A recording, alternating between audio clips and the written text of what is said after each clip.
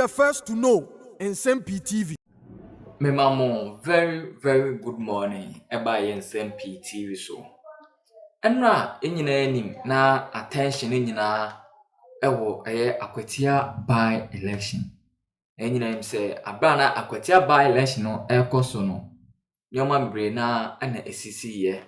Abra NDC Azorka ene ne boys ekopie mu ho na odi nsem mebre na etudwa abra camera esi nanim ana camera edan so na NDC Azorka edi nsem mebre na etudwa obi a osai NDC vice chairman edi nsem mebre na etudwa senkobeto honorable Alexander kwamena osai ne Afenyo markings ho a anka ono ebe make sure say by election another by election akoso ewo afutu and after akwatia by election na tamale central by election ba the next by election no ebe afutu constituency which means anka obeku honorable Alexander kwamena Afenyo markings na nsemwe ebe tu dwa no yehun se IGP tete yohunu entimi fa nsem kura metu dwa encondemn nsem a NDC Azorka betu dwa no ana NDC mpanifo ni bi kura emfa krata meto abonten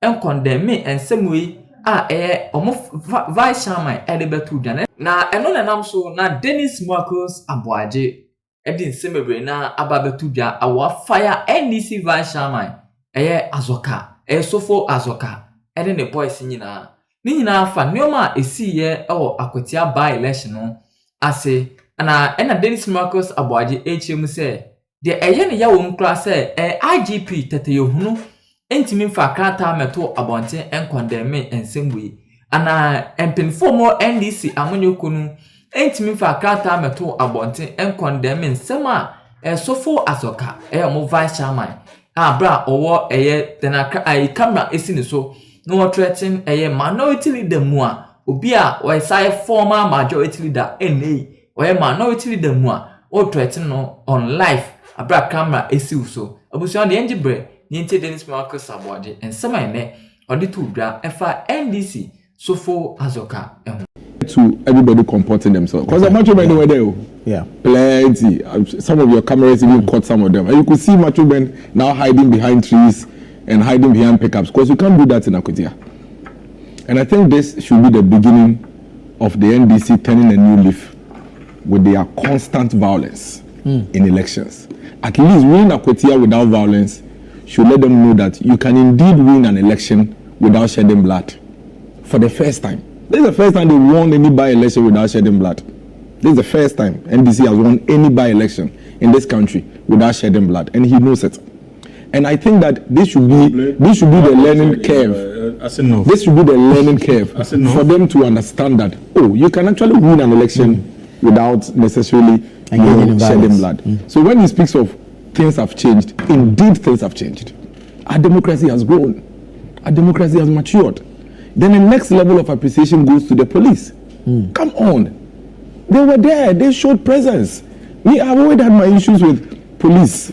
But I always say that, should I have any emergency, I have nobody else to call than to call the police. Yeah. So always mine is to encourage them, critique where it's necessary, but encourage them to do better than they did. And I think that Akwatia, they were fine. But I still think there are little issues with our policing. Because, Hamza, if you still have a situation where even with the presence of the uniform, there are citizens who are bold enough to still attack other people, then there's a problem. Yeah. Because people seem to think that our police are only there to, like they say in Pata people, to separate people. And so they are no longer afraid. Because I see somebody throwing a punch above the heads of policemen to his. Come on, the person should be bundled immediately. So that others standing by will know that if you want to see the whole day, then you have to behave. I think that's a problem. The biggest shame of yesterday goes to Sofo Azorka. Wherever he is this morning, he should bow his head in shame. He should be ashamed of himself. He should be ashamed of his attitude.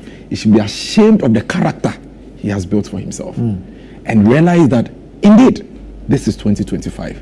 Violence has no place in our democracy. Violence has no room in our elections. But for Azorka yesterday, I don't think we would even have a single complaint of anything. There were macho men there. Yeah. Why? Everybody, NDC had macho men there, MPP had macho men there, but nobody threw a punch. And that is even a testament to show that having macho men present at an election doesn't necessarily lead to violence. Sometimes I keep saying, when I have a gun to Hamza's head, and he has a gun to my head, there will be peace. Oh. There will be peace. There will always be peace when I have a gun to him. But the problem will come. There will be violence when Hamza has a gun in my head, on my head, and you don't. And I don't have. So me, I don't have no problem. Bring 10, I bring 10. Then we are seeing each other. Then there's peace. You understand? And yesterday it was demonstrated. But Sofo Azorka should be ashamed of himself wherever he is this morning, and should understand that. I mean, how can a 70-year-old man be instigating violence? And for you to be in front of cameras, and I was even laughing when I saw him, make a fist. I look at you, I'm like, this man, if I'm standing in front of you, you can't even throw this punch. Are you sure? I'm telling you, 70 years. Are you sure? 70 years. Unless you are a spirit. 70 years. But even when you how would you know if he's not? But why? All of us, I come from Latte. I come from Latte. I'm not afraid of spirits. I come from Latte. I'm not afraid of spirits. You understand? I'm not afraid of spirits. Spirits come and people tap their heads and they keep quiet. Come on. Everybody, you know that there are metals cut metals. So we should all be careful. The only thing that is omnipotent is God, Allah. Beyond that, all other spirits are nonsense. You understand? So when you come to a space like that and you are giving spirits, you should be careful because you don't know the spirit the other person is also coming with. Because so long as you know your spirit is not of God, then you know that it's not omnipotent. So there could be another one higher than yours. You must be sensible. I give credit yesterday to the NDC third vice chairman for the high level of restraint and emotional intelligence. You mean the MPP? The MPP third vice chairman. Yes, Alhaji Masaudu. Because but for that show of emotional intelligence yesterday, that place would have sparked into something else. Because you know he had boys behind him. Yes. Azorka also had boys behind him. So when Azorka's boy hit him, I was afraid. But I thank God for that split second of emotional intelligence. I think this morning, the NDC leadership should be calling Azorka and say, hey, you are 70 years, enough is enough. Go home and rest. And if you are not going to, if you are not going to, it's probably over. if you are not going to rest, then allow the people to have some peace. Now, Hamza, but is there any merit to what allegedly led to this? No, there's no sense in it. Not even just merit. There's no sense. It's complete foolishness. It's complete foolishness. I mean, after doing anything violence, I don't go into it. It's complete foolishness. You do not fight, especially grown men. Isn't it embarrassing that you have a vice chairman of the party in power standing in public holding fists? What is it that is happening that you cannot use mouth or the police or law to deal with? Why? An old man at your age, you've done this. Let the boys even do it. He himself did this. But do you go take down party paraphernalia of your opponent? So there's a law, there's a process. So the fact that Hamza removed my number plate means I should beat him. Why? You understand? Why? 2025, Hamza removed my, so I'm going to beat him. No, it doesn't happen that way. I'm saying that nothing should warrant fist cuff. That is my argument. Like nothing, absolutely nothing. Like no excuse. No excuse. And MPP and NDC largely demonstrated that at Akwetia. And I must give credit to the NDC because, I mean, you barely have the NDC behave themselves in this manner. And I think they did very well, very, very, very well in Akwetia. And I'm urging them to continue, Now, I hear Hamza all of a sudden becoming a political scientist and advice. Come on, these NDC guys. If there's anybody that is not learning, it's them. How many elections have we had in this country? 9. Yes. How many have they won? We won 4. We won 4 until the very recent one. You haven't won too many elections more than us. Why are you preaching to us? It is not as if you have won elections, be plenty, and we are not winning, so you are coming to advise us. Simply because you won the 7 months ago one, all of a sudden you have become a political scientist. By the margins. Where were you when you were losing 2016 by the highest margin at that time? You see, the point is that at the time 2016 you lost. It was unimaginable. And then it happened in a bigger way in 2024. That should tell you that yours could even be 2.5 million in the next one. You understand what I'm saying? So all of a sudden, for you to be attacking engineer and basically spending 15 minutes on him, unprovoked, tells you the level of arrogance these NDC guys have gotten simply because they won one election 7 months ago, and all of a sudden they think that. Now you agree with the engineer. Oh, can you? I don't agree with him. I'm not happy with your attack on him. That and don't come and cut me. I watched the time. He did 25 minutes. He didn't do 25 minutes. Dennis, he didn't do 25 minutes. Okay, you let me What's your timer? We need to check it. What's your timer needs to be let me audited. continue. So you see, the NDC all of a sudden have won an election 9 months ago. And all of a sudden they are the best political scientists in this world. And I ask myself, how many have you won over us? Come on, we've had 9 elections. We won 4. You've just won your 5th one. So you don't have anything superior over us. Whatever we did, that made us remove your military regime. Okay, in 2000. And then we came to power between 2000 and 2008. We'll do it again and come to power in 2028. Whatever we did, that made us remove your party in 2016 and came back to power for the last 8 years. We'll do it. If you had all this sense, all these political acumen, you were in opposition for 8 years. You just came back. You were in opposition for 8 years. You couldn't win election in 2016. They've seen the You couldn't win election in 2020. Okay, why are you all of a sudden pointing to yourself the best political strategies in this world? And who says you cannot win an election in this country with even one region? If the numbers say so. We are running a system that says that you get 50 plus one of the people who turn out. Yeah. So all this region thing, stop it. You think it doesn't? No, because we don't vote on tribal line. We don't go and put tribes in places and say this tribe coming with this tribe. It doesn't matter. But wouldn't it be better for you if you are winning in more regions than it doesn't matter now? It doesn't matter. You think we should just stick to the numbers? It is population. The numbers is what they say. That thing is majority. Majority. Why are you discounting the efficacy of the majority? So if, for example, there are 20 regions, and out of the 20 regions, I win one, and the one is the majority, you are saying we should ignore it. We are talking about voice of every voter.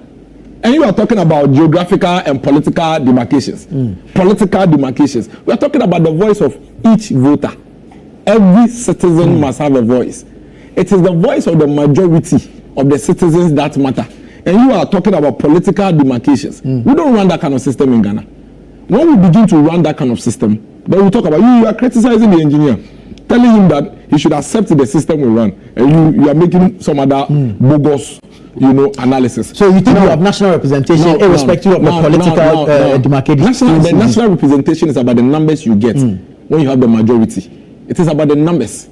It is about the numbers. The law says that when we go into an election, get 50 plus 1. If you get 50 plus 1, the law says that is the national representation that you have. Now, Nana, the NDC speak, and sometimes I wonder what it is that they think they are doing or where they think they are. We're in this country. When the NDC split into 3, they didn't die.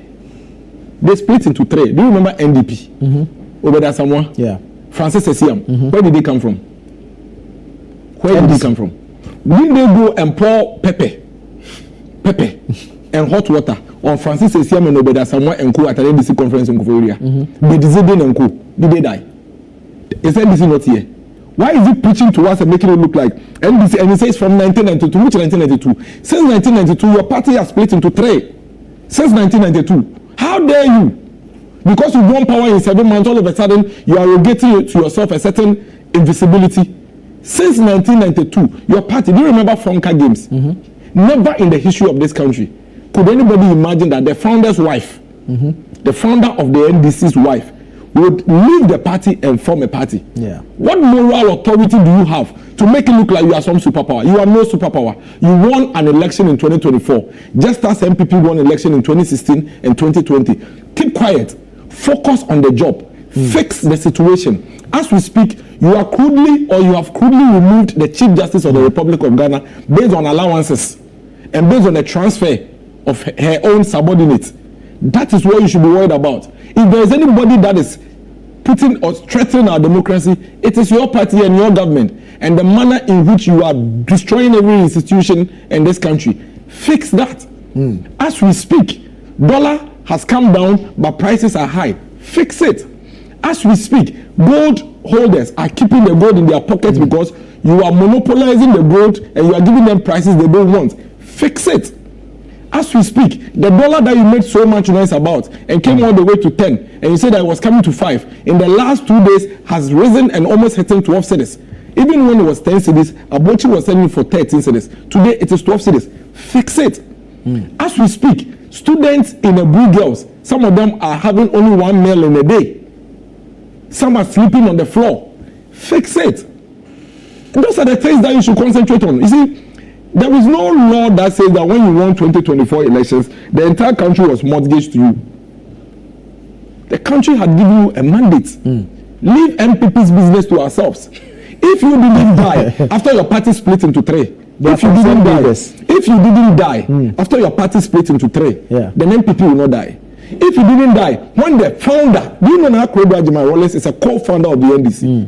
You know how formidable she was in the formation of the NDC. She has left your party. You didn't die. We will not die. The MPP is the most democratic party you can think of in this country. We will not die. We will fix ourselves. We will reorganize ourselves.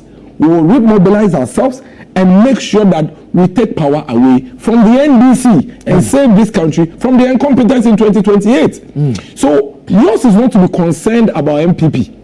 Yours is to look at how the basic things you promise the people you are unable to do. Those are the things you should. Wrap it up for me. Now, in his attack with on engineer, he goes about and says, "Which minister did you see there?" He's lying.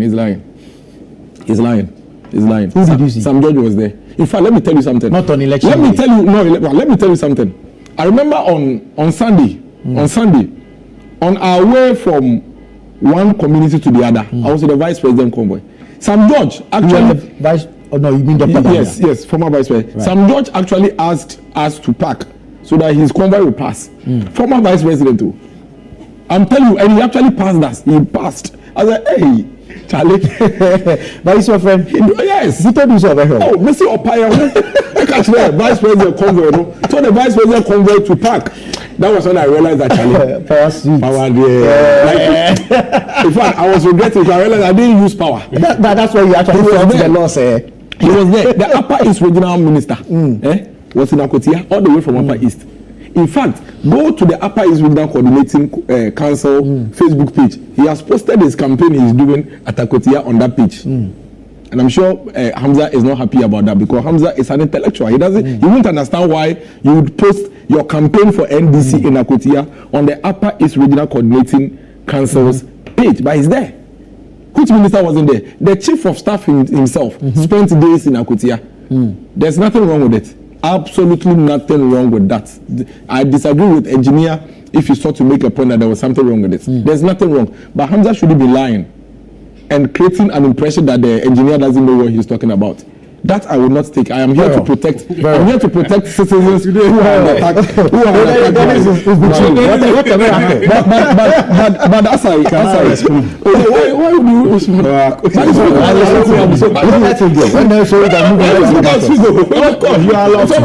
you? So all I'm saying is,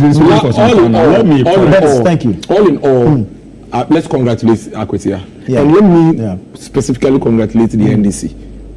I mean, elections are meant to be won. As if you have a choice. If you go, do it well. I can decide not to congratulate you. No, do it. It's not as if you have a choice. I mean, if I don't, what would you do to me? Would you speak on Musa Dankwah?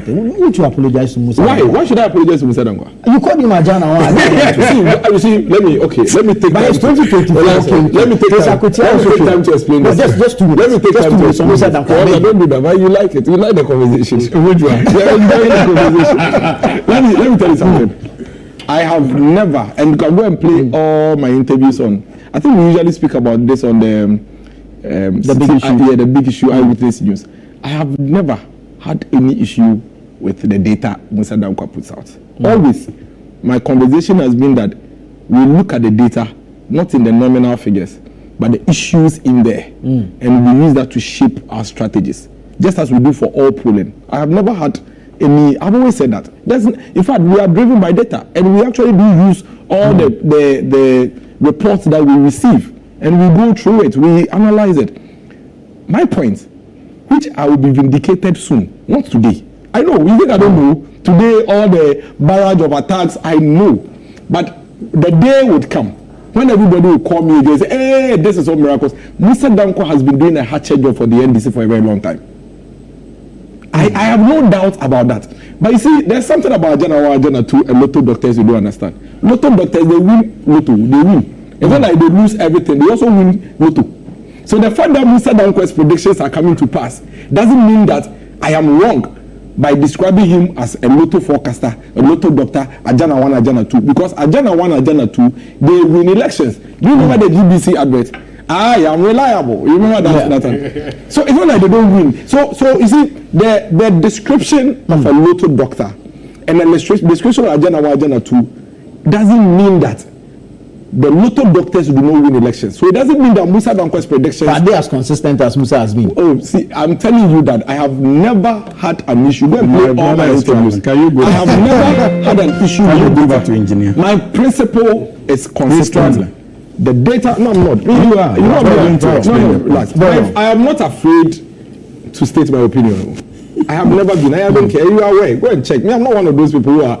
I stick to my opinion. Just before the declaration, you posted Ajana. But wait, let me tell you. So let me tell you what happened. So let me tell you. It